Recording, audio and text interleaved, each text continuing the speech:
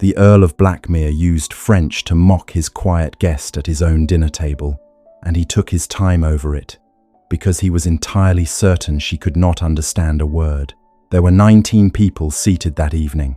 Candlelight lay along the old silver in long soft lines, and somewhere down the table, a bowl of soup had gone cold in front of a woman nobody had spoken to since the fish was carried out.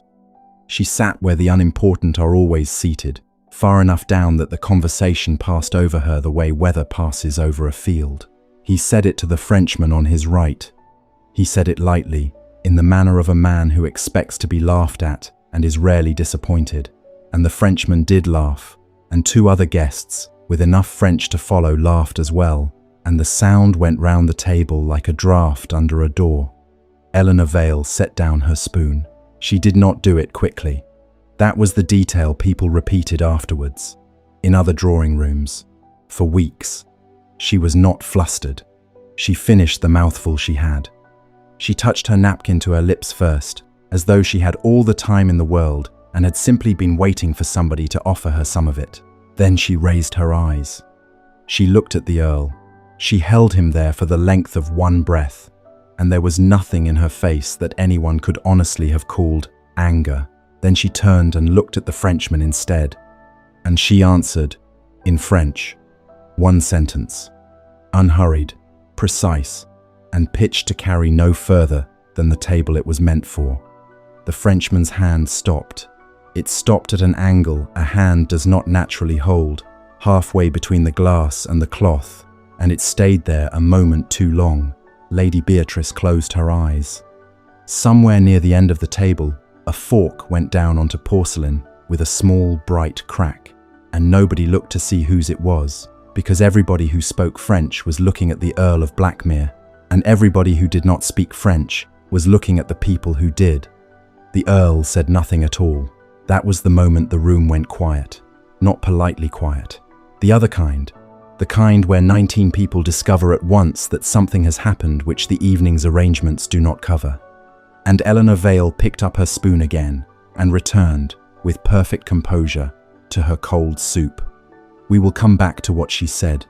It is worth knowing first how she came to be sitting there at all, and why every person at that table had already decided she had nothing to say. 6 hours before, she had been in a coach with her knees against a hamper, watching the light go amber over the fields. Her gloves had been mended at the seam of the right thumb, and mended well, which is a different thing from mended invisibly. Her gown had been made for a taller woman in a better year, and taken in twice since. Her cloak was old enough to have opinions. Her shoes, however, were polished to a shine that had cost her 40 minutes and a great deal of patience, because Eleanor Vale had learned that if a woman cannot afford to be admired, she may at least refuse to be pitied, and shoes are where people look when they are pretending not to look at you. She wore no jewellery. She had none. Opposite her, Lady Beatrice Renfield sat wrapped to the chin and delivered instructions in the tone of a woman reading a shopping list she has read many times before. You will not discuss politics. No. You will not discuss France. No. You will certainly not mention your father. I never do. And you will not correct anyone. Lady Beatrice opened one eye. Anyone, Eleanor. Not the vicar, not the girl who says Naples when she means nice, and not our host, who is reputed to be clever and is therefore the very worst of them. I intend, said Eleanor, to spend the entire evening behaving like furniture. Good furniture. Excellent furniture. Nobody will notice me, and something will be spilled on me, and by morning I shall be back where I belong. Lady Beatrice made a noise that in a younger woman would have been a laugh. She was 71 and had buried a husband, 2 brothers, and most of her illusions, and she knew perfectly well that the woman sitting opposite her was the cleverest person she had ever employed, and possibly the cleverest person she had ever met. She also knew that saying so out loud would do Eleanor no good whatsoever, and might do her harm. So instead she said, Blackmere keeps a good fire, and they changed horses at the Hart and Hollow at Harrow Cross, and went on. Blackmere House sat above its own park, with the calm arrogance of a building that has never once been asked to justify itself. 60 windows lit, grooms who took the horses without being told. A hall floor of black and white marble laid in a pattern that made the eye walk to the staircase, whether the eye wanted to or not. Eleanor entered it the way she entered every room of that kind. She came in a pace or two behind Lady Beatrice, gave her cloak to a footman who did not look at her, and moved to the edge of the company where the light was thinner. Nobody noticed her. She, however, noticed a great many things. She noticed that the footman announcing the French party pronounced Varennes with the stress in the English place, and that nobody corrected him, which meant either that the French guests were too polite to mind, or that they had not registered it as wrong. She noticed that the gentleman being announced as the Marquis de Varennes answered the butler in French, with the vowels of a man who had learned his French somewhere north and east of where he claimed to have been born, and that he was very good, genuinely very good, but that he was working at it the way a man works at a coat that fits him almost perfectly. She noticed the seal on the letter he handed across to a secretary, red wax, a good clean impression, and an escutcheon in which the ordinaries had been arranged in a way she had seen before and could not immediately place. She noticed his signet ring, and that the field was quartered, and that one quarter had a border on it that ought not to have been there. And she noticed that when he addressed an elderly gentleman across the hall, he used a form of address that was correct for a baron and incorrect for the man he was speaking to, and that he corrected himself smoothly half a second later, and that nobody but Eleanor appeared to have heard the first version at all. She filed all of it away, in the manner of a woman who has been filing things away for a very long time, and took a glass of something she did not intend to drink, and stood where the curtain met the wall. Nothing about any of it was proof of anything. She knew that. She had been raised by a man who said interesting and established were different words for excellent reasons. But it was interesting. The trouble with being a companion is that you are close enough to hear everything and too insignificant to be worth lowering a voice for. "Vale," said a woman in blue, some minutes later, in the tone of somebody solving a small crossword. "Vale. Not, surely not the Vale." "The daughter," said her friend. "Yes. Good heavens. And Beatrice brings her about?" "Beatrice does as she likes. She always has." "Well," said the woman in blue, with the particular warmth people reserve for cruelty they intend to describe as sympathy, "one can't help what one's father does. Though one does rather carry it, doesn't one, like a smell in a coat." Eleanor was 4 feet away. She was looking at a painting of a horse. She had learned this. It had taken years and it had cost her something to learn, but she had learnt it, that if she turned round, the story that travelled home in those coaches would not be a woman said an unkind thing. It would be the Vale girl made a scene. That was how it worked. That was how it had always worked. Her father had gone into a room to explain himself, and had come out of it with less than he went in with, and had done that 4 times, and had died with nothing at all. So she looked at the horse. The horse was badly painted. Its near foreleg was wrong. Later, in the corridor, Lady Beatrice touched her arm and said, "I heard. It doesn't signify. It signifies. I only mean that there is nothing to be gained tonight." The old woman's mouth thinned. "Sometimes dignity is simply the thing you have left when they have taken everything else. Keep hold of it and say nothing." "Yes," said Eleanor. She had been saying yes to that particular sentence for 3 years, and she was no longer certain she believed it. She was no longer certain that what she had been calling dignity was dignity at all, rather than a very well-mannered form of hiding. But it was not the sort of thing one said in a corridor at Blackmere. She saw Sebastian Harcourt before he saw her, and what she saw first was not a handsome man. What she saw was a queue. There was a small crisis in progress by the library door. A wine merchant's clerk had arrived 4 hours late with the wrong consignment and a bill for the right one. The under-butler was standing very straight and going slowly red. Somewhere behind them, a housekeeper waited with a question about beds, and behind her, a groom with a question about a lame horse, and behind him, a secretary holding papers. The Earl of Blackmere came out of the library, and it took him rather less than 2 minutes. The clerk was to leave the consignment and take the bill back with a line struck through it and a note in the Earl's own hand.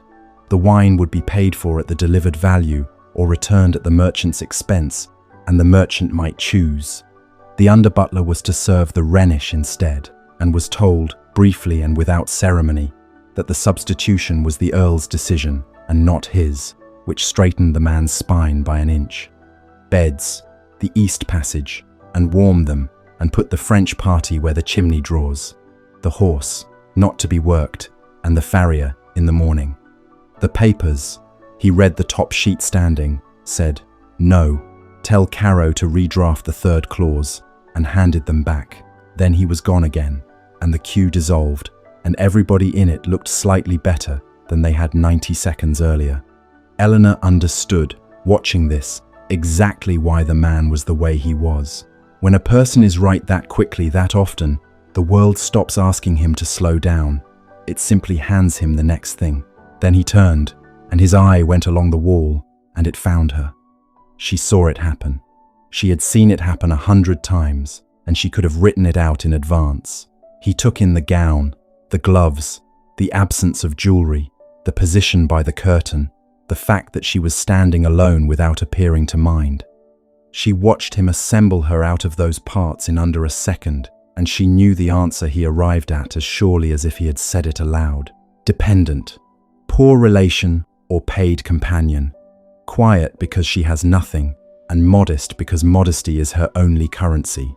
Harmless, probably angling, he inclined his head half an inch, courteously, and moved on. He was wrong about every part of it, but he was a man who had been right so often that he had stopped keeping a record of the times he was not, and a man who does that eventually loses the ability to notice. The Marquis Etienne de Varennes was, by common agreement, delightful. He was perhaps 40, with the sort of face that makes people describe a man as distinguished rather than handsome, and he had the great social gift of asking a question and then actually waiting for the answer. He praised the house without flattering it. He knew wine and did not lecture on it. He had come over, he said, with a great deal of tedious business concerning his cousin's estates, and he apologized for it charmingly, and everybody assured him it was no trouble at all. The business was Lady Honora Harcourt's marriage settlement. The Earl's sister was 22, warm, quick, and entirely without suspicion, and she was to be married in the spring into a French family of considerable name and rather more considerable land. It was an excellent match. The papers had been 3 years in the making, the war and the peace, and then the lawyers, and the Marquis had arrived to see the last of them through, having been introduced by a bank, endorsed by a bishop's brother, and vouched for by 2 men the Harcourts had trusted since before Sebastian was born. Eleanor watched him for an hour. He told a story about a childhood in Bordeaux and the river fog on autumn mornings, and it was a good story, and his vowels in it were not the vowels of Bordeaux. Not wrong, exactly, layered, as though a very careful hand had painted over something. He mentioned a street by a name it had not carried for 14 years, and once, reaching past a candle, his signet caught the light again, and she saw the bordure a second time, and this time she placed it, and something in her chest went very still and very cold. She said nothing. Of course, she said nothing. She had a handful of observations, and a handful of observations are not evidence. They are a reason to keep watching. Her father had drummed that into her across half the courts of Europe. Anybody can notice a thing, Nell. The trick is to say nothing about it until you can prove it, and to keep your face pleasant while you wait. She kept her face pleasant. She waited. Dinner at Blackmere was served at 7:30, and Eleanor was placed between a deaf canon and an empty chair. She had expected nothing else, and she was not sorry. From that end of the table she could see the whole of it, and being invisible is an excellent seat if what you want is a view. The canon, who was deaf but not stupid, turned to her somewhere around the second course and asked whether she had travelled. Eleanor said that she had, a little, when she was younger. "Speak up, my dear," said the canon, and she said it again slightly louder. and that was how it reached the Earl. "Miss Vale has been abroad," said the woman in blue, from the middle distance, in a voice that carried beautifully. "Haven't you, Miss Vale?" "Rather a great deal," one hears. "Some years ago," said Eleanor.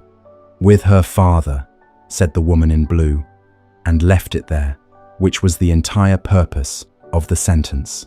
The Earl of Blackmere looked up. He did not know the history and did not care to. What he heard was a paid companion in a made-over gown being invited to advertise a continental education, and what he expected next was the performance he had sat through at 40 tables. The modest little disclaimer, the small display, the French phrase dropped like a coin on a table so that everybody might admire it. "Which parts?" he asked, not unkindly, merely the way one prods a floorboard to see whether it will hold. "Various," said Eleanor, which was not the answer he expected and did not give him anything, and, because he was a man who read reluctance as either stupidity or strategy and had already ruled out the first from her eyes, struck him as a maneuver. She was being modest at him. She was being modest loudly so that somebody would press her. Across the table, the Marquis de Varennes smiled and said, "The lady is discreet. It is a rare accomplishment." "It is an accomplishment that can be practiced anywhere," said the Earl, "including in a village one has never left." Two people laughed. Eleanor looked at her plate. The Marquis, still smiling, said something to the Earl in French, a light thing, a nothing, an invitation, and the Earl took it. He turned his shoulder a little, the way men do when they intend a remark for one person and an audience of 4, and he said it in French. He said that the quiet ones were always the most exhausting, that there was a species of impoverished gentlewoman who discovered early that if she said nothing at all, people would eventually credit her with depths, and that she could dine out on those depths for 30 years without ever once being required to produce anything. That the trick was really rather ingenious. That he had no doubt Miss Vale had acquired a phrase or two somewhere between Calais and Ostend, and that the rest of the table would now be expected to treat her as a scholar for the remainder of the evening. He said it in the language he had chosen precisely because it made the table smaller, because it drew a line round the people who counted and left her on the other side of it, in the room but not in the conversation, the way she had been left standing on the other side of lines her entire adult life. And he chose, without knowing it, the one thing about her that had already been taken. Not her money, not her name, not her father. Her mind. The single possession nobody had ever managed to confiscate. The thing she had been told since she was 19 to keep folded and out of sight because it made people uncomfortable. He reached across a dinner table and called it a trick. The Frenchman laughed. Lady Beatrice, 4 places down, went white and did not turn her head, and Eleanor Vale, who had spent 3 years being furniture, discovered that she had come to the end of something. She set down her spoon. She finished what she had. She touched her napkin to her lips. She raised her eyes and found the Earl of Blackmere and held him for exactly as long as it takes to be sure a man knows he is being looked at. Then she turned to the Marquis Etienne de Varennes and she said, in French, in the flat, courteous register of a woman confirming an appointment, "The real Marquis de Varennes died at Lyon 3 years ago, my lord. I was at his funeral." Nobody filled the silence. That was the extraordinary part. Afterwards, how long it went on. The candles went on burning. Somebody's chair creaked. The deaf canon, who had understood none of it, went on eating with the placid enjoyment of a man at a very good dinner. The Frenchman's hand stopped halfway to the cloth. It was half a second, less, but his face did a thing that faces do not do when they are merely puzzled. It emptied, entirely, like a house with the lamps taken out of it, and then it filled up again with charming bewilderment, and the refilling was a fraction slower than the emptying had been. Eleanor watched both. The Earl of Blackmere did not move at all. He had gone as still as a man who has put his foot down in the dark and felt the stare not be there. A fork struck porcelain. Someone said, "I beg your pardon," and someone else said, What did she say? What did she say? And down at the far end, a woman in blue was already turning to her neighbour with her mouth open and her evening maid. Eleanor picked up her spoon. "Miss Vale," said the Earl. "My lord, you will repeat that." "I will repeat it," said Eleanor, "in English, if you would prefer. I imagine most of the table would." And she did. It was, by any reasonable measure, a catastrophe. The Earl of Blackmere sat at the head of his own table, having just been overheard in an act of stupidity by a woman he had been stupid about, in front of 19 people who would all be somewhere else by Thursday. He was aware of it. He was too intelligent not to be. And the thing that came up in him was not shame, because shame was a habit he had never formed. It was the other thing.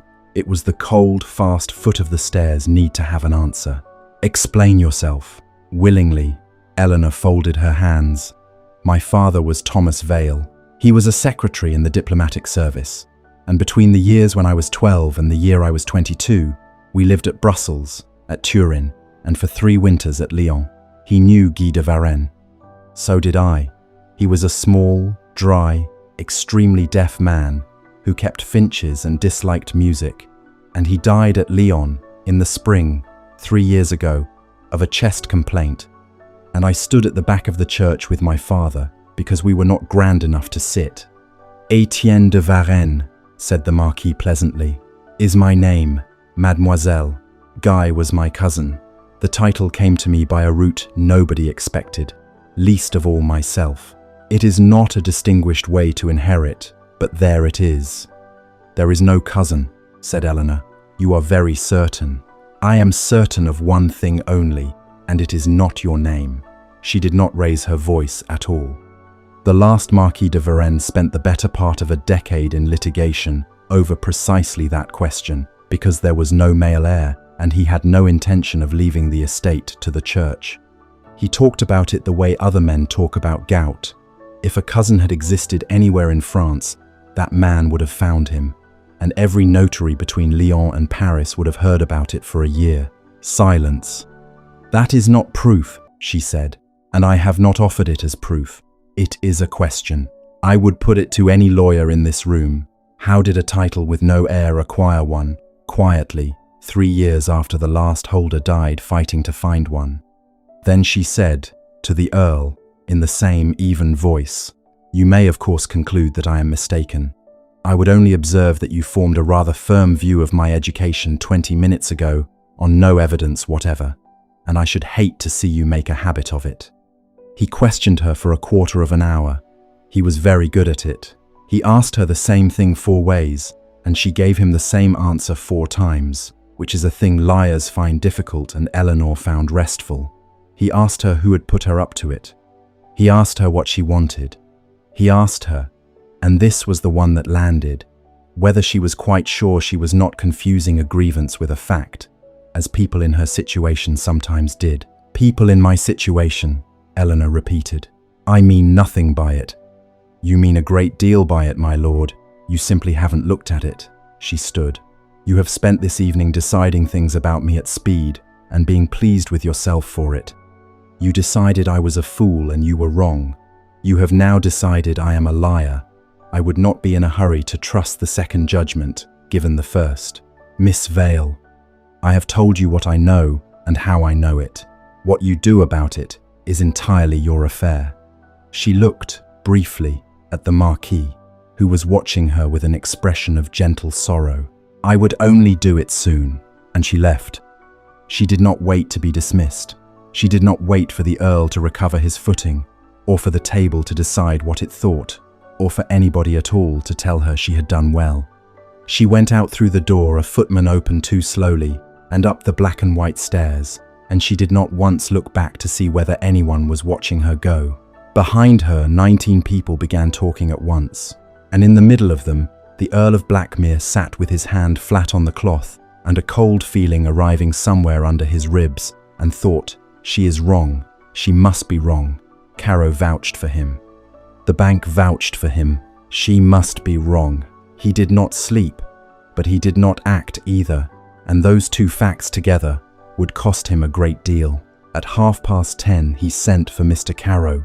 Caro came in a dressing gown and slippers, with the unhurried calm of a man who has been woken by the Harcourt family for 30 years and expects to be woken by them for 30 more. He was 62, dry as a good sherry, with reading spectacles pushed up into thin grey hair, and he had drawn every document Sebastian had ever signed. He listened. He did not interrupt. When Sebastian finished, he took off the spectacles and polished them. "Vale," he said. "Vale, Vale, Thomas Vale. Yes." A small pause. "That is unfortunate. You know the name. Everybody of my generation knows the name, my lord.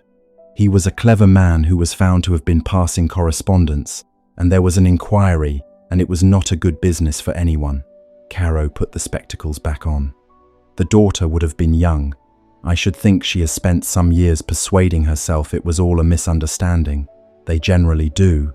It is not a criticism, it is the kindest thing available to her.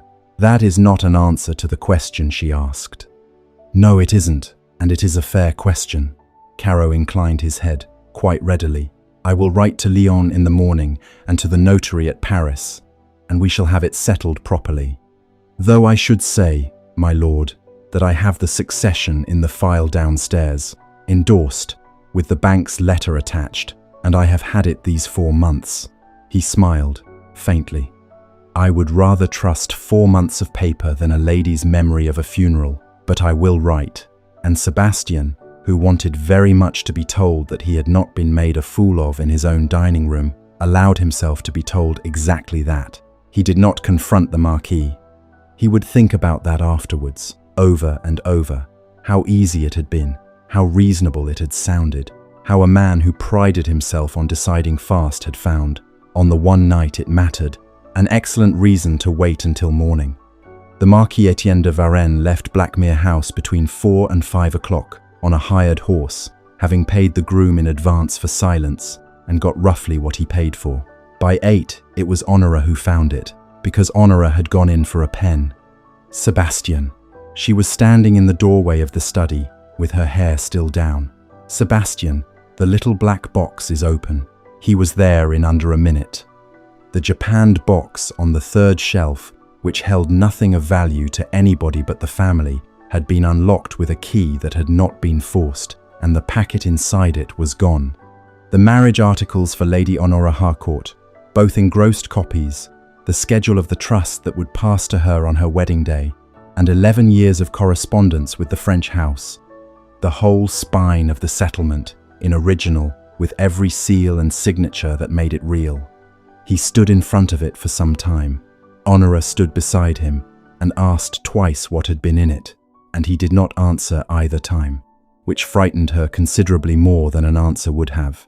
"Go and have your breakfast," he said at last. "It is a matter of paper. I will see to it." She went. He listened to her go the whole length of the passage. The thing that arrived was not rage, though rage came later and lasted 3 days. It was arithmetic. He had been given the answer at 9:30. He had sat with it in his hand for 6.5 hours, and he had spent those hours arranging his reasons for not using it, and a man had ridden out of his gates with his sister's future in a saddlebag. He had always believed the danger lay in hesitating. It had not occurred to him until that morning that he had spent his whole adult life hesitating in a very confident voice. "Send for Miss Vale," he said. "My lord, Lady Beatrice's party left at 7, then send after them." She was in the parlour of an inn at Harrow Cross with a cup of bad tea when the Earl of Blackmere came in with the road still on him. She stood. She had, on the 8-mile drive, considered several versions of this, and had settled on the likeliest, that he had come to require her silence, or to offer to purchase it, or, the version she disliked most, because it had happened before, to explain to her gently that a woman of her position ought to consider how it would look. He did none of those things. He stopped inside the door and said, "I need to know how you knew." Eleanor put down the cup. "I told you how I knew, my lord, at your table. Before your guests, you asked me the same question 4 times, and each time you were not asking in order to find out. You were asking in order to catch me. The Earl absorbed that."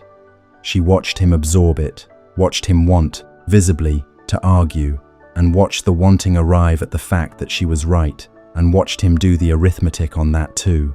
It took perhaps 4 seconds. It was the first thing about him she had found interesting.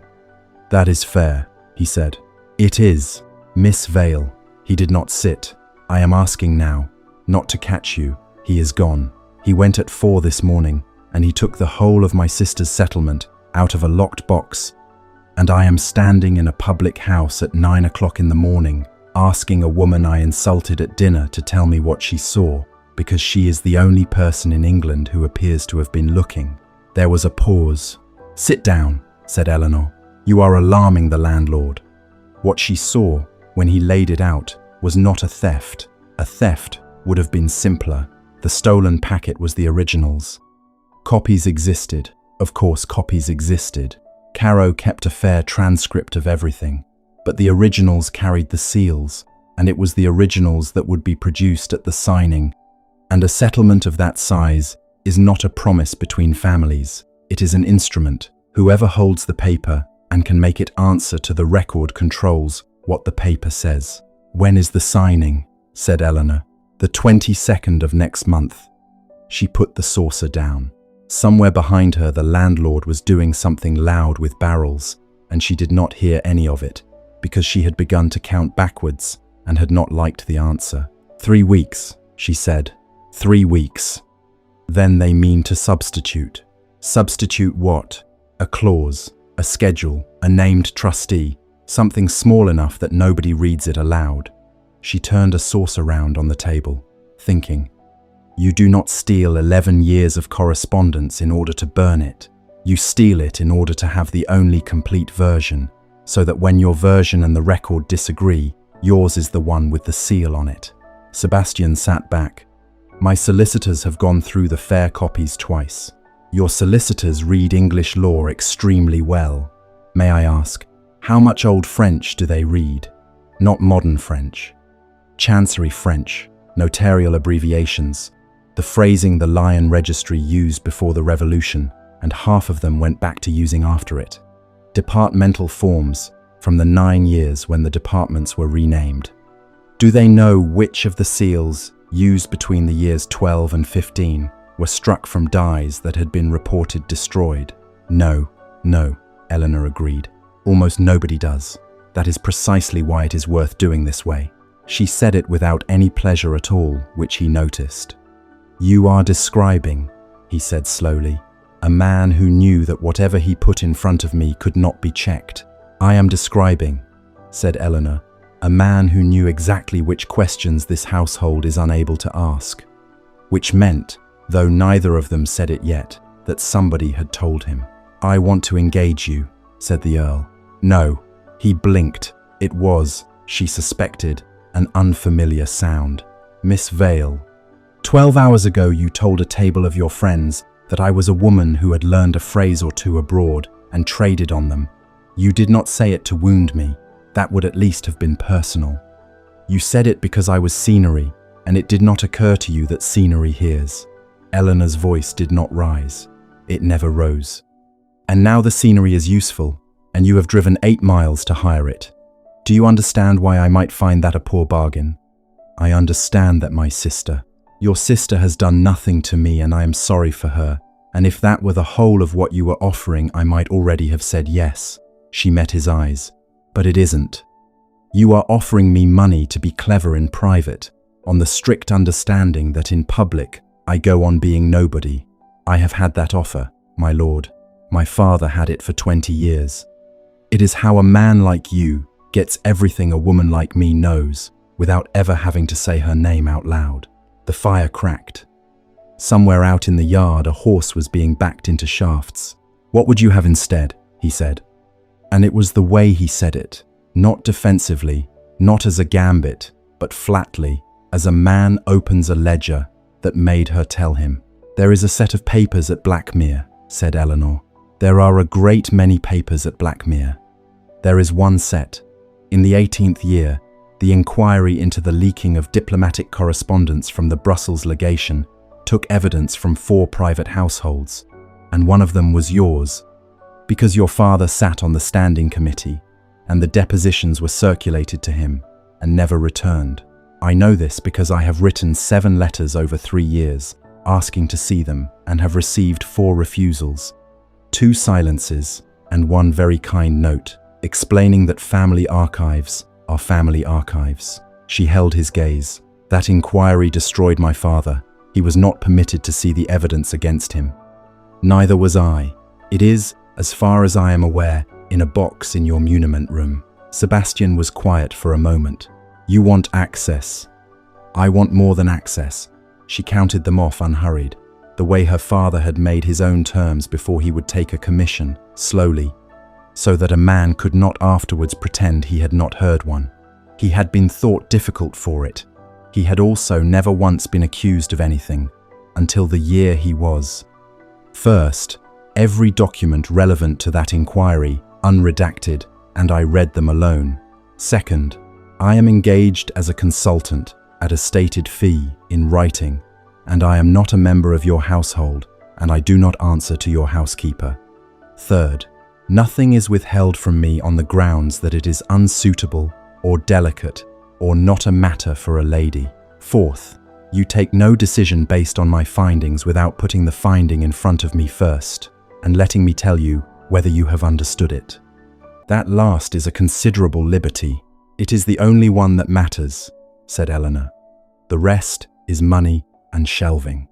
He looked at her for a long moment. Then he took out a pencil, and on the back of the inn's bill of fare, in a hand that was almost illegible and entirely his own, he wrote out all 4 and signed it. He had never in his life agreed to conditions set by a person in his own employ, and he was obscurely relieved to discover that it had not killed him. Done, he said.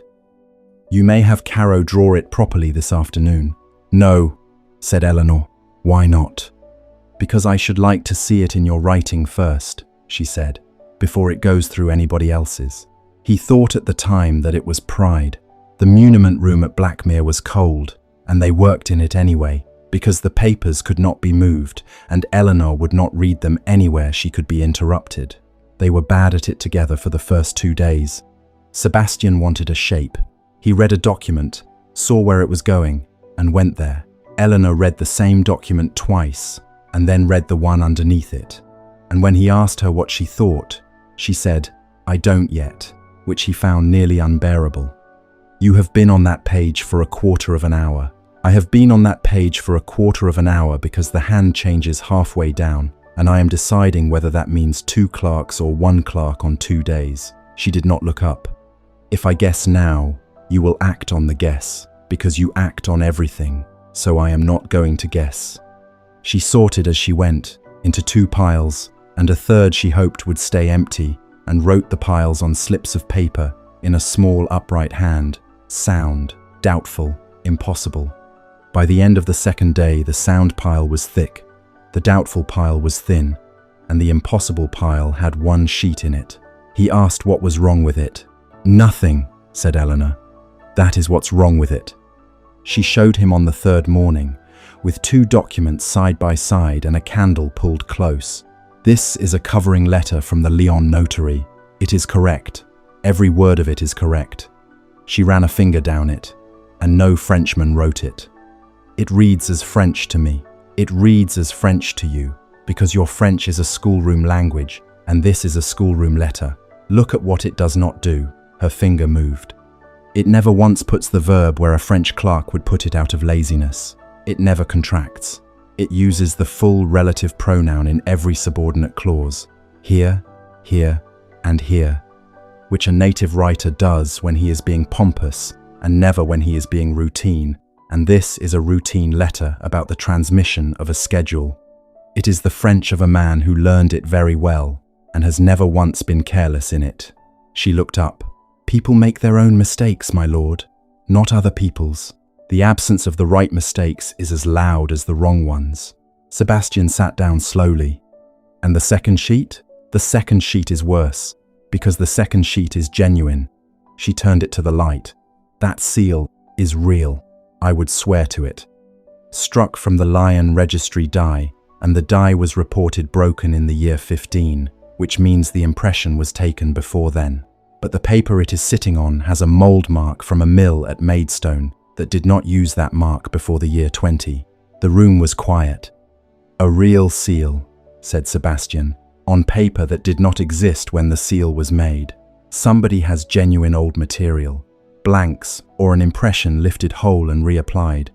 Somebody has been inside an authentic archive, unhurried, more than once."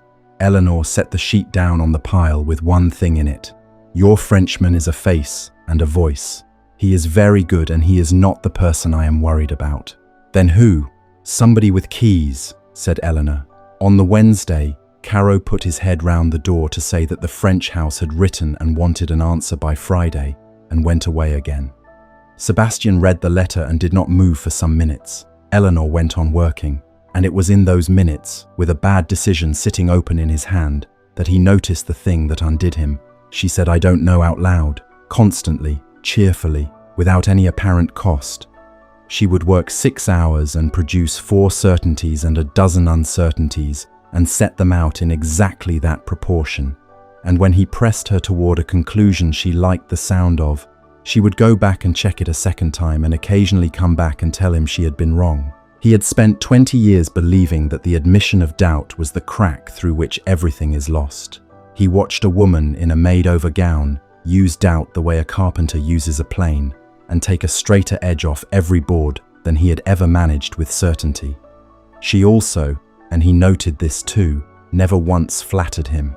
She had him down as arrogant, which he was, and she had assumed that was the whole account, which it was not. The correction came on the Thursday. The French house had written offering to proceed on the fair copies, provided the Harcourts would accept a slightly amended schedule, a small concession, a good deal of money, and the marriage safe. Caro thought it sensible. The bank thought it sensible. It would have closed the matter in a fortnight and made Sebastian a great deal richer than the original terms. He read it twice and refused it inside a minute. "You are giving up £30,000, said Eleanor. "I am giving up £30,000, Sebastian agreed, "because I do not know who those people are yet, and Honora would be married to them by June, and I would rather be poorer than find out afterwards." He said it the way a man says a thing that is not a decision at all, but simply a fact about the world, and went back to his papers. Eleanor looked at the top of his head for rather longer than she meant to. It reframed him. It did not excuse him. She was not in the business of excusing people, but it explained the shape of him, that a man who has carried other people since he was young enough to resent it will learn to decide fast, because slow is how you lose them, and will go on deciding fast long after it has stopped being wisdom and become only habit. She had been calling it arrogance. It was arrogance. It was also the scar tissue over something else entirely. They found the shape of it on the following Monday, and it was worse than a theft. Buried in the amended schedule, the sensible one, the one that would have made him richer, was a change of trustee, not a change of beneficiary, nothing so crude. Simply the substitution of one named holding house for another in the appointment of trustees to the settlement fund, phrased in 2 lines of chancery French, in a schedule nobody would read aloud on the day. "They do not want your sister's money," said Eleanor. "They want the standing to move it. If Lady Honora signs, the fund passes into the hands of trustees she has never met, appointed under an instrument she will never read, and it will be 4 years before anyone notices it has stopped being where it was. And Honora is married to them. Lady Honora is married to them," said Eleanor quietly, "and is legally bound to men who will be arrested inside a decade and will spend the rest of her life explaining that she did not know. That is the part I would mind, if she were mine." Sebastian did not answer for some time. Then he said, 12 days left." 12, Eleanor agreed. 3. It kept coming back, that number, the whole way through. 3 years since a small deaf man was buried at Lyon. 3 years since her father's grave. 3 winters at Lyon before either of them. And now the last of 3 weeks running out in a cold room, with a girl of 22 upstairs choosing music for a wedding. He caught it slowly, over about 10 days, which was the only way she would have allowed it to be caught. It began with her reading an endorsement in a notation he had never seen, a cramped run of abbreviations down a margin, and saying, without pausing, "Received Brussels, entered, copied twice, 1 copy to the legation, 1 held," and turning the page. "How do you know that?" "It's the register mark." "Miss Vale, where does a diplomatic secretary's daughter learn to read a register mark?"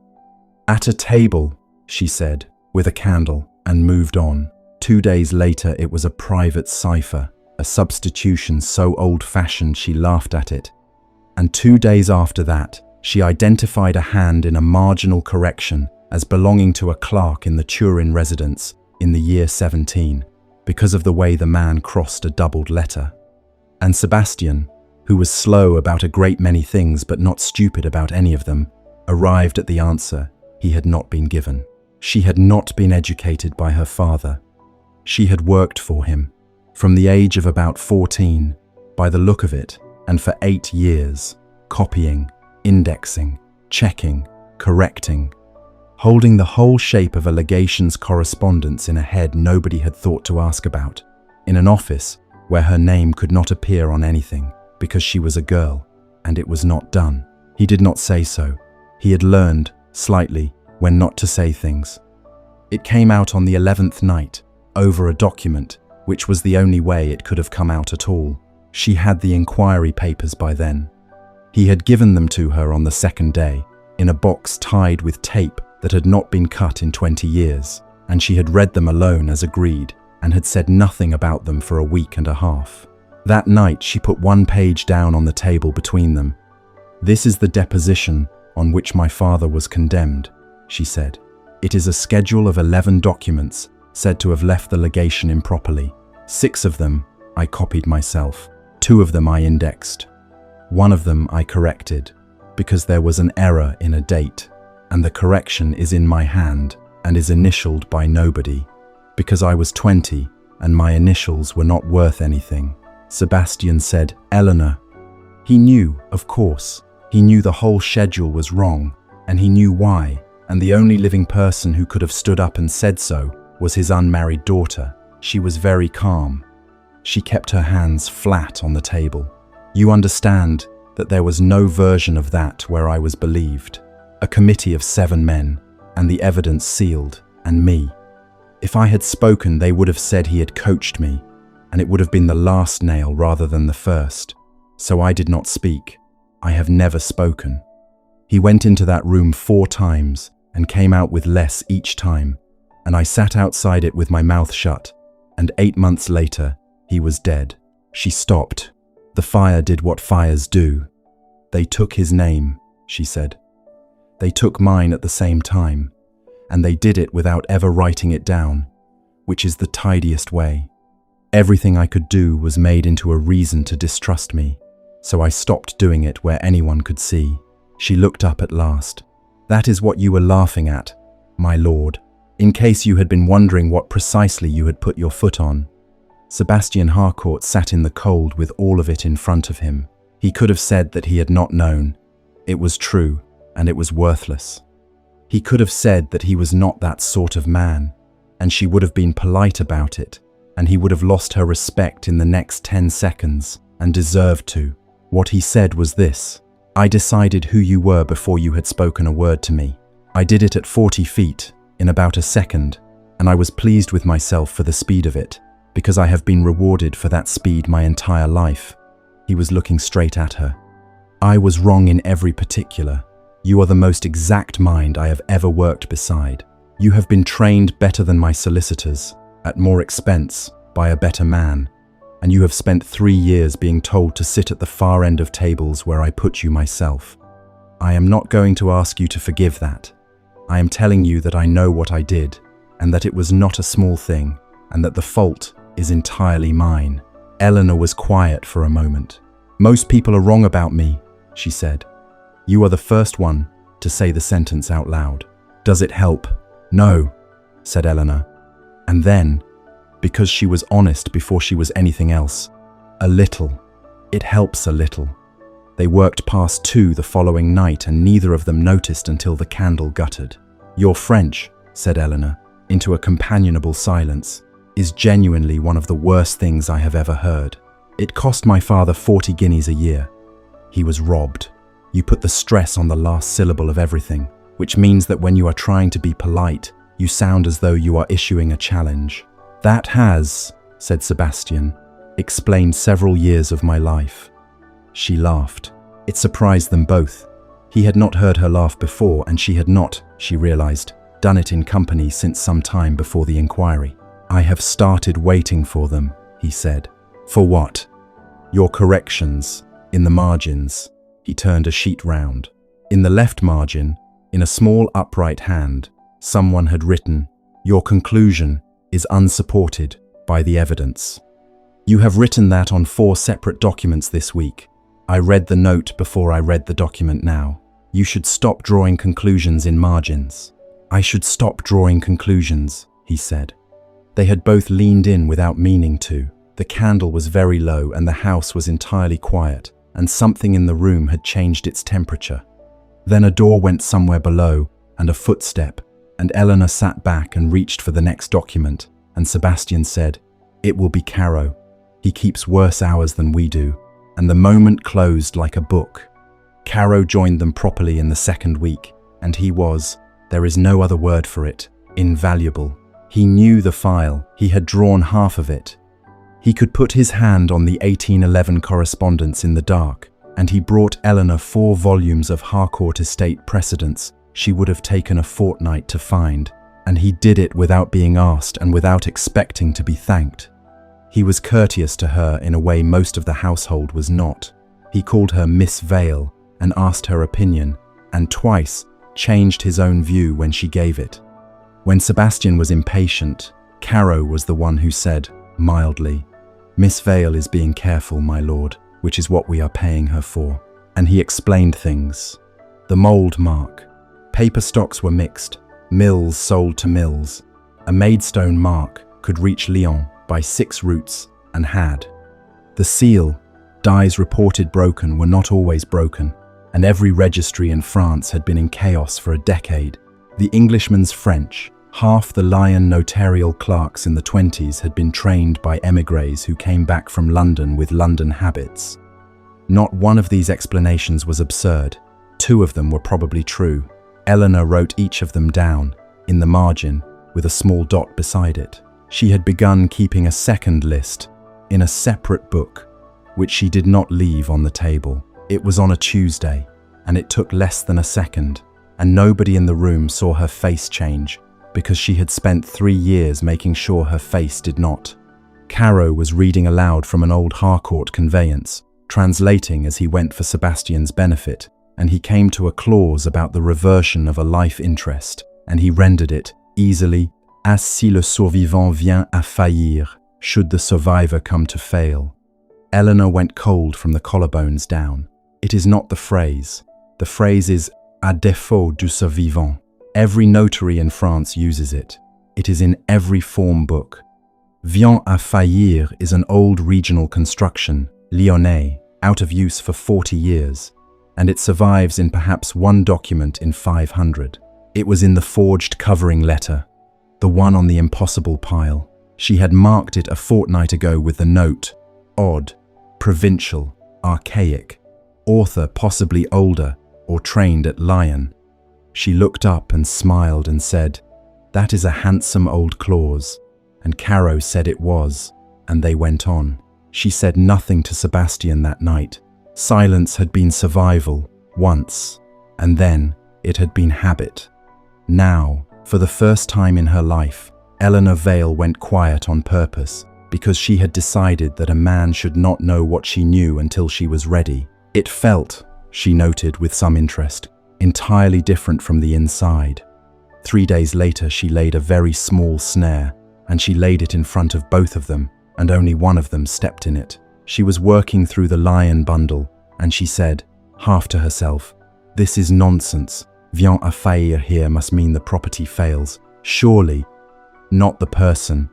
And she said it wrongly on purpose, with the confidence of a woman making a natural slip. Sebastian, who did not know the phrase, said nothing. Caro said, without lifting his eyes from his own page, The person, Miss Vale. It is always the person. It is a form of words about death, not about land. Then he did lift his eyes. Because the phrase was not in the Lyon bundle, it was not in any document either of them had seen. It appeared in exactly one sheet in that house, and that sheet was a forgery, and it was in a locked drawer in Eleanor's room where she had put it a fortnight before. Caro was a very intelligent man. She watched him understand what he had done, and watched him understand that she had done it deliberately, and watched him arrive at the fact that she had known for 3 days and had waited. He took off his spectacles and polished them. "You have a most unusual memory," he said pleasantly. "I do," said Eleanor. "It must be a great burden to you." "Not so far." Sebastian, reading, said, "What are you two talking about?" "Nothing at all, my lord," said Mr. Caro. She told Sebastian that night, in the muniment room, with the door shut. He did not believe her. That is worth saying plainly, because he was not a fool by then, and he still did not believe her, for about 90 seconds. And in those 90 seconds, Eleanor watched something come up in his face that was not doubt at all. It was recognition. "I have done this before," he said. "Done what?" "I was 23. He was standing at the window with his back to her. There was a matter of a mortgage on the Kentish land, and I did not like the way it had been drawn, and I said so to my father in front of Caro. I was not clever about it. I had no evidence, and I was 23, and I said the man could not be trusted." A pause. "My father told me, in front of him, that I was a boy with an opinion, and that I would find as I got older that suspicion is very easy and competence is not." Caro said nothing at all. He was extremely gracious about it, which was worse. And I was right.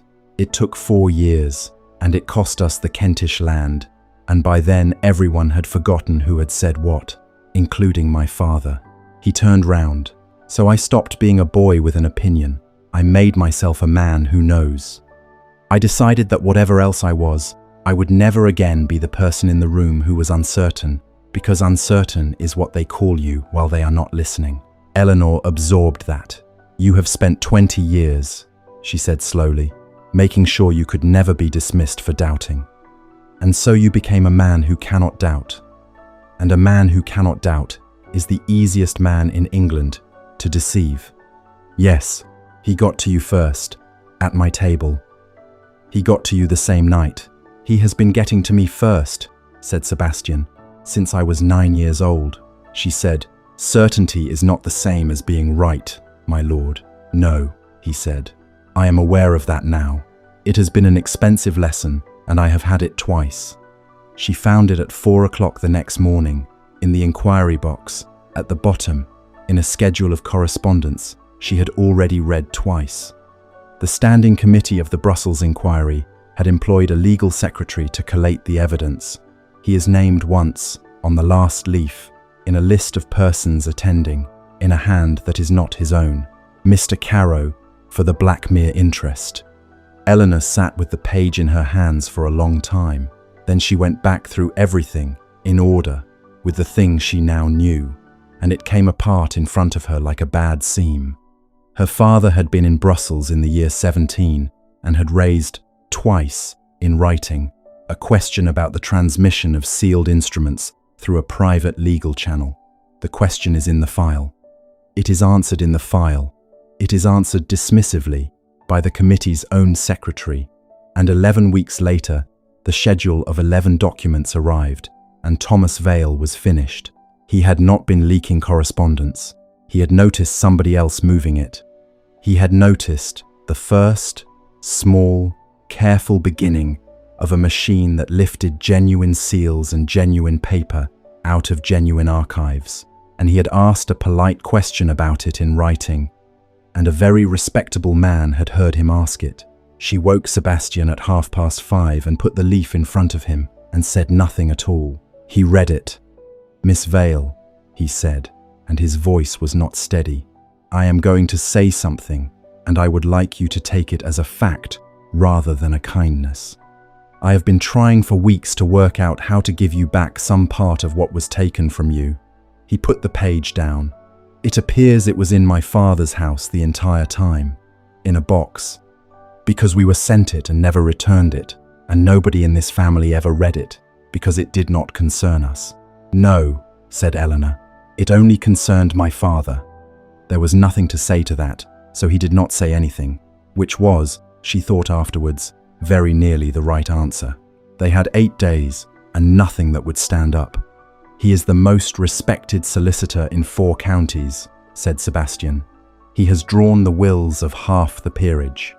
If I go to anyone with this, I have a phrase in a margin, a memory of a funeral, and a woman whose father was condemned for exactly the offence I am about to accuse him of.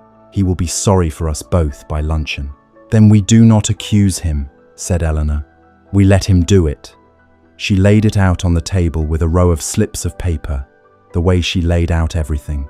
They needed him to hand them something, not a slip.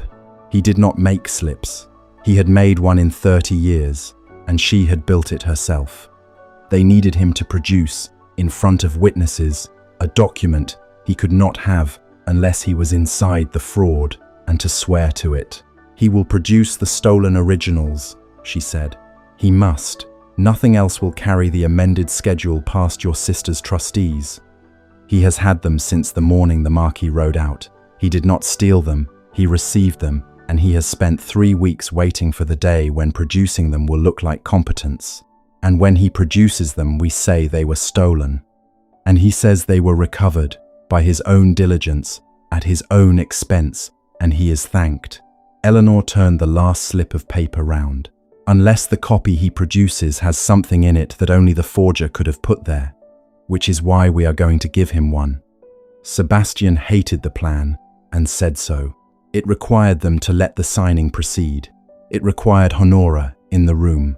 It required an old man to be allowed to stand up and speak for 11 minutes without interruption, holding papers that could bankrupt them, in front of the bank and the French party and 2 of the trustees. It required, above everything, that nothing go wrong at a moment when Sebastian would be able to do precisely nothing about it. 6 months earlier, he would have overruled her inside a minute and done something faster and worse. "Are you certain?" he said. "No," said Eleanor. He waited. "I am not certain. I think it is likely. I think there is a real chance he says nothing, produces nothing, and we lose 3 weeks, and I am wrong in front of your family." She met his eyes. "But it is the best chance the evidence gives us, and I will not tell you it is more than that in order to make you comfortable." Sebastian looked at her for a long moment. Then he said, "Very well," and pulled the paper toward him and asked her what he was to do. It was the smallest sentence in the story, and it was the whole of his character changing hands. The 22nd was clear and cold, and Blackmere put out its best. It was the dinner again, in daylight, with the chairs moved, the same long room, the same silver, the same faces, the woman in blue, the deaf canon, Lady Beatrice bolt upright at the end, with her stick across her knees. The bank sent 2 men, the French house sent 3. Honora sat beside her brother in pale yellow, with her hands folded, 22 years old and happy, and Eleanor thought, she has no idea, and if we do this properly, she never entirely will. Mr. Caro arrived at 11 with a black japanned box and the settled calm of a man about to complete a long piece of work.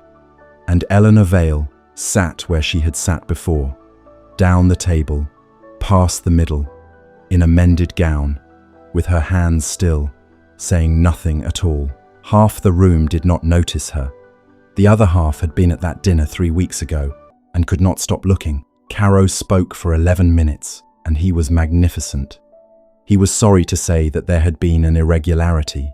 The gentleman known as the Marquis de Varennes had proved not to be entitled to that style, and had absented himself, and had taken with him certain papers. He blamed nobody. These things occurred. He had acted at once. Through his own correspondence in Paris, he had recovered the originals entire. Here he laid his hand on the box and had them examined, and could confirm they were sound. There was a murmur of considerable warmth.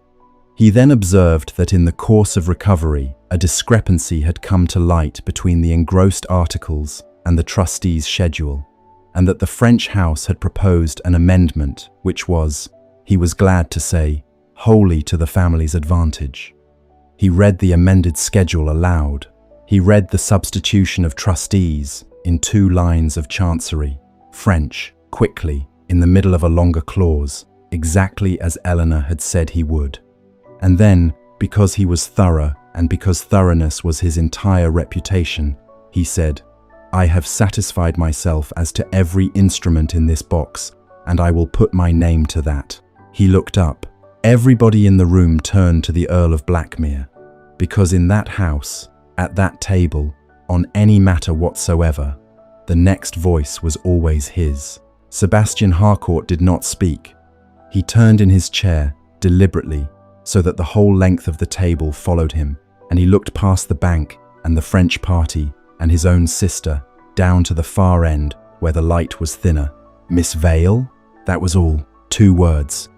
19 people turned round, and Eleanor Vale, who had been taught since she was 20 that a room like this one was a place to survive rather than a place to speak, felt the whole weight of it swing round and settle on her, and discovered that she was not frightened at all. She stood up. She did not make a speech. She had never in her life made a speech. She went through it the way she went through everything, in order, slowly, with the paper in her hand. "Mr. Caro has recovered the originals," she said. "I should like to begin with how quickly. The gentleman left this house at 4 in the morning on the 3rd of last month. Mr. Caro's letter to his Paris correspondent is dated the 6th. The reply is dated the 9th. The originals were in his possession, by his own account, on the 14th. I have travelled that road, gentlemen. In winter it cannot be done in 11 days, by any post that exists. It can be done in 11 days by a man who did not have to send for them." Honora had turned in her chair. She was looking at her brother, and then at Eleanor, and her hands had come apart in her lap. Eleanor turned the first sheet.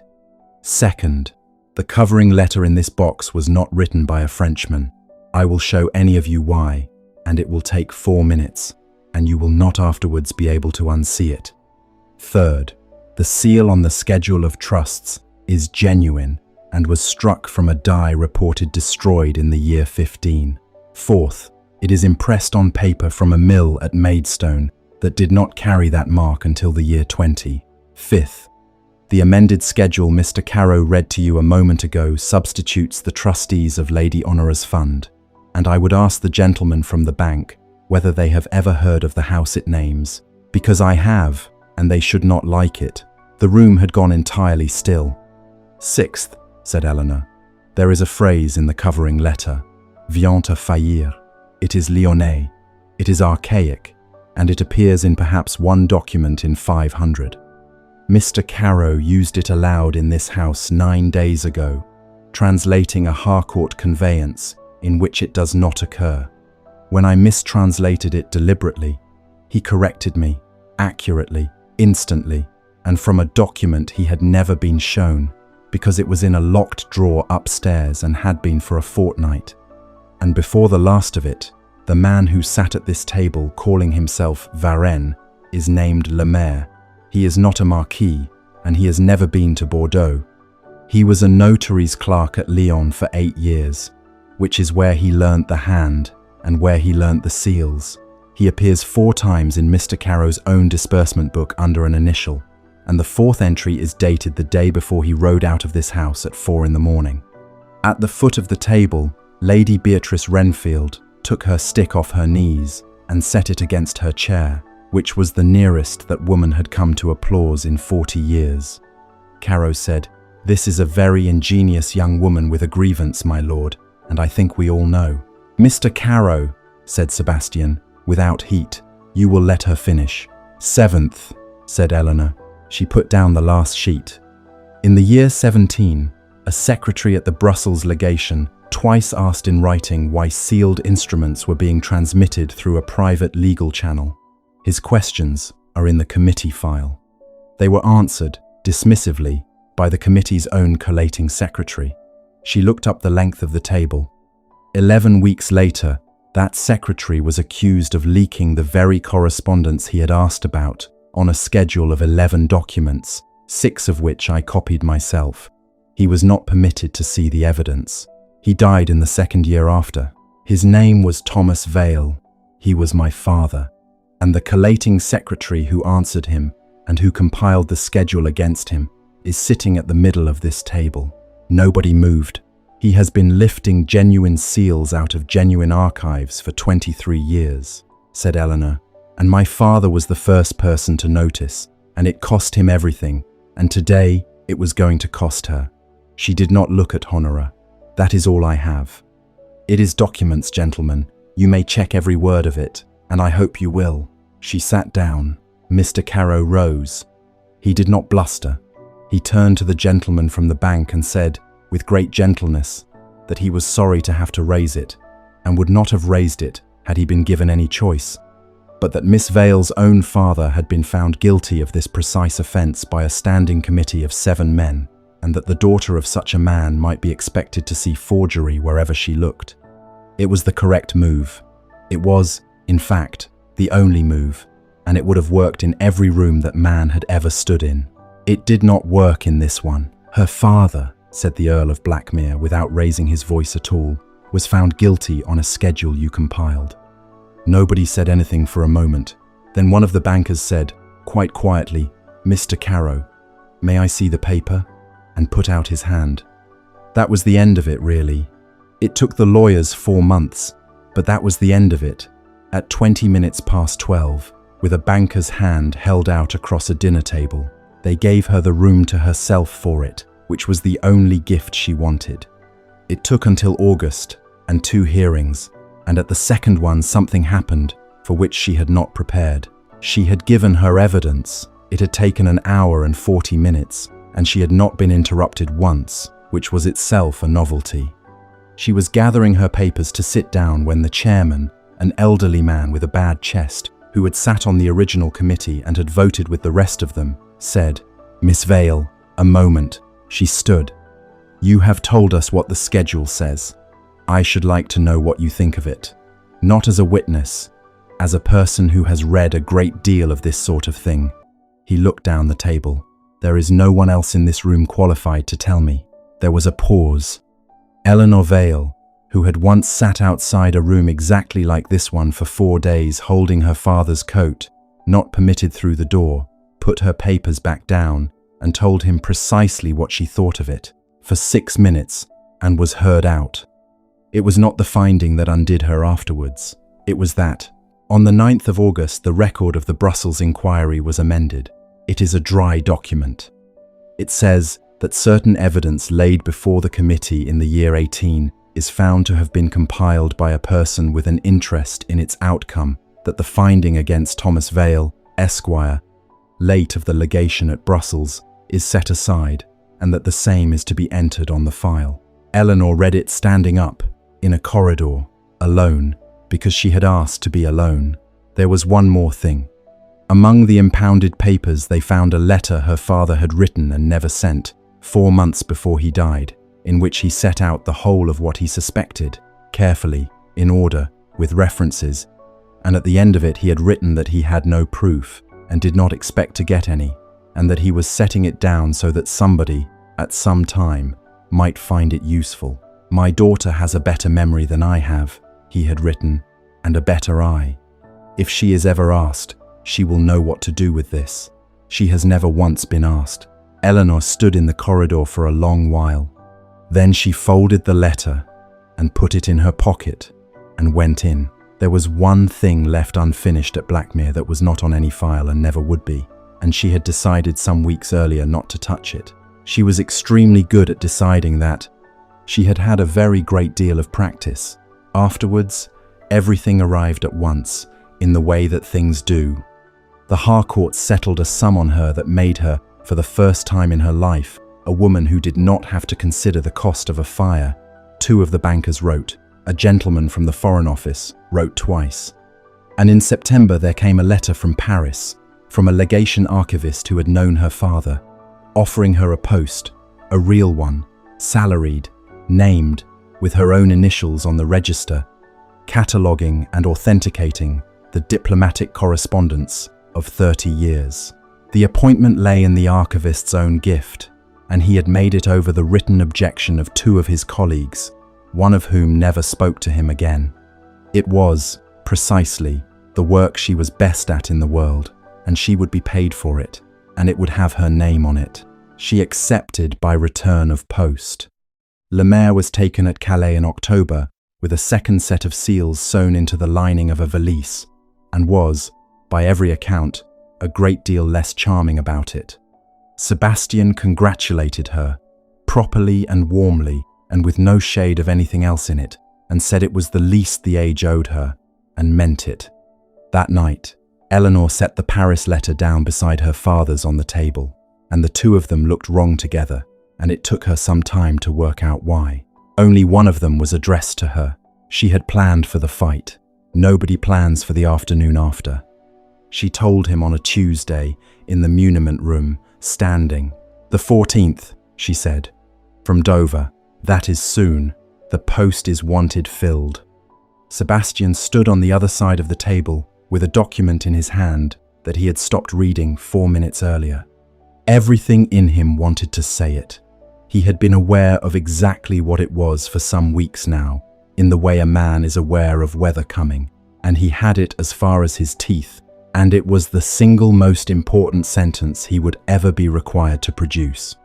And then he thought, she has been told what to do with her life by every person who ever had power over her. Her father's committee, her relations, Lady Beatrice's friends, me, at a dinner table, in French, in front of 19 people.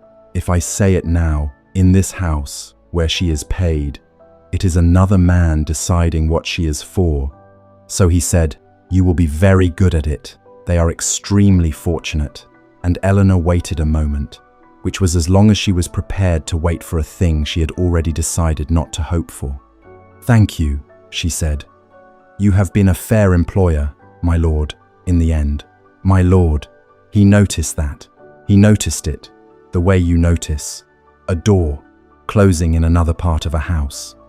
They shook hands. Neither of them said anything else at all, and both of them, walking away, thought that the other had been very clear. Silence had been survival, and then it had been strategy, and now, at the last possible moment, it had gone back to being the thing that costs people everything. She left on the 6th. He was in London on business he had invented.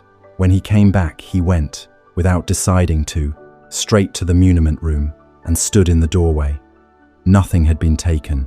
That was the strange part. The chair on the far side was pushed back at the angle she always left it, because she got up from the left. There was an ink bottle with nothing in it. There was a folded blanket on the window seat, because the room was cold and she had never once complained about it. And on the top document of the doubtful pile, in the left margin, in a small upright hand, "Your conclusion is unsupported by the evidence." Sebastian Harcourt stood and looked at that for some time. He had thought, and had been rather pleased with himself for thinking it, that what had happened to him this year was that he had learned to listen to a very clever woman. It was not that. He had spent 35 years being the man who decides, and had discovered somewhere around March that the best hour of his day was the one in which somebody told him he was wrong. He no longer wanted to be certain. He wanted, for the rest of his life, to be argued with by that specific person, in that specific handwriting, in the margin of whatever was in front of him. That is not admiration. He sat down on the edge of the table and understood, at last, precisely what it was. And then he understood the second thing, which was worse. He had let her go out of respect. He had told himself that, and it had sounded extremely well, and he had felt rather noble about it for a fortnight. But respect that says nothing is only silence in a better coat. He had done to her, in that room, exactly what she had done to herself for 3 years, decided that speaking would cost more than it was worth, and called the decision dignity. She had spent a decade being told her voice was not wanted, and the one man who had finally learned to want it had stood 4 feet away with the most important sentence of his life in his mouth and said, "You will be very good at it." She would never know he had wanted to. That was the whole trouble with silence. From the outside, it looks precisely like not caring. Sebastian looked at the clock. Then he went and shouted, in a manner entirely unlike himself, for a horse. The wind at Dover comes off the water in flat grey sheets and takes the words out of your mouth before you can arrange them. He found her on the quay at 2:30 on the 14th, standing beside a trunk in a good new cloak, watching a ship being loaded. She saw him come. He did not run the last part, and he did not stand in front of her, and he did not take hold of her arm, or her trunk, or the gangway. He stopped about 4 feet away, which is the distance at which a person can leave. "You are not stopping me," she said. It was not quite a question. "No." He held out a folded document. She took it. It was the amended entry from the Brussels file, engrossed, sealed, and certified, the only copy issued to a private person, which had taken him 9 days and 2 very disagreeable letters to obtain. "You have this," he said. "It is yours. It goes with you, whatever else happens, in the next 5 minutes." She looked at it for a moment, and her hands were not entirely steady. "Go to Paris," said Sebastian. "I mean that.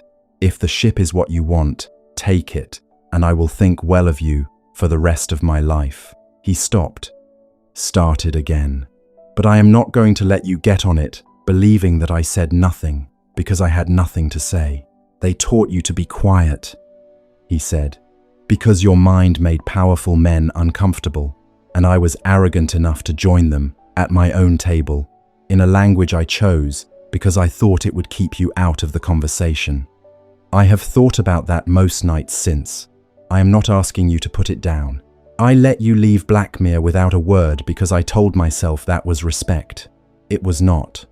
It was the cheapest thing I have ever done, and I dressed it up, and I have spent a fortnight in a room you are not in, reading a note in your handwriting, telling me my conclusions are unsupported by the evidence. So here is the evidence. I have not wanted to be certain about anything since March. I have wanted to be corrected. I would rather be wrong in front of you than right in front of anybody else in England. And I do not expect that to make sense to you, but it is the truest thing about me now. The wind took some of it, and he said it louder. I will never again ask you to be less than you are so that a room may be more comfortable. Not for my family's sake, and not for mine. Go to Paris if Paris is the life you want. But if there is any room in it at all for a man who is still learning how to listen, I would like that life. With you, not beside your life, Miss Vale. In it." Eleanor stood very still, holding a sealed document in one hand and a ticket in the other. "And if I disagree with you," she said, "then I will listen. You will want to listen for about 4 seconds, and then you will decide." "Yes," said Sebastian, "probably. And then you will write in the margin, and I will read the margin before I read the page, because I have been doing that since April. And if I tell you that you are wrong in front of other people, then I will go and look," he said, "before I argue, which is not the same as agreeing with you, and I am not going to promise you that it is." "No," said Eleanor. "Don't." The ship's bell went somewhere behind her. "And your French," she said, "remains genuinely appalling. I am afraid that is structural. I have consulted upon it and there is no hope." And Eleanor Vale, who had been laughed at in that language across a dinner table by this exact man, in front of 19 people, 5 months and 9 days ago, put her head back and laughed out loud on a public quay, with her hair coming down in the wind, where anyone at all could see her. Then she said, "I am going to take the post." "Yes," said Sebastian steadily, "you should. It is 8 months. It is a real appointment, and it has my name on it, and I am not giving it up, and I am not going to be talked out of it, and I am not going to be waited for as a favor. I did not offer to wait for you as a favor," he said. "I offered to come with you. I have no work in England that cannot be done from an inconvenient distance, and a great deal of it that would be improved by one." Eleanor looked at him for a long moment. "Then yes," she said. "Not yes, I need you. Not yes, take me home. Just yes." From a woman who had, for the first time in her adult life, a genuine choice in her hand, and every reason to have chosen otherwise. And then, because a public key at Dover is precisely the wrong place for it, and because she had spent a decade being careful and had lately discovered what the carefulness had cost her.